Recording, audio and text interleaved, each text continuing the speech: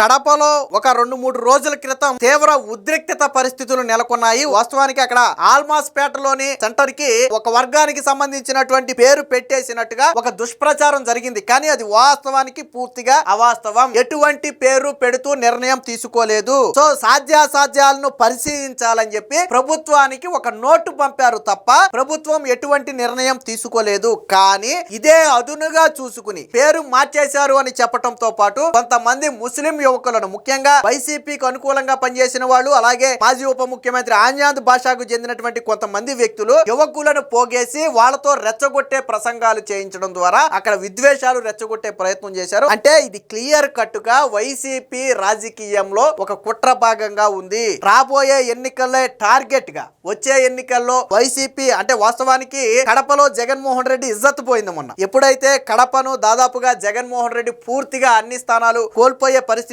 వచ్చాడో, గత 25-30 ఏళ్లుగా కంచుకోటగా ఉన్నటువంటి కడప కోటకు మొన్న బీటలు వారటంతో మళ్ళీ కడపను తన ఆధీనంలో తెచ్చుకోవాలనే ఆలోచనలో ఉన్నాడో ఏమో తెలియదు కానీ, అది పంచాయతీ ఎన్నికలో ఒక ఉదాహరణగా మారబోతుంది అనుకున్నాడో ఏమో తెలియదు కానీ, ఇప్పుడు ఈ విషయాన్ని తెర మీదకు తీసుకువచ్చి దాన్ని రాజకీయం చేసే ప్రయత్నం అయితే చేశాడు. చాలా మంది వైసీపీ నాయకుల మీద ఇప్పుడు కేసులు కూడా నమోదయ్యాయి. అందరి మీద విచారణ చేస్తున్నారు. ఇంకా సీసీటీవీ ఫుటేజ్ల పరిశీలన కూడా జరుగుతుంది. ప్రధానమైనటువంటి కీలకమైనటువంటి వ్యక్తులందరూ కూడా ఆంజాద్ బాషా మనుషులేనని చెప్పి పోలీసులు తేల్చారు.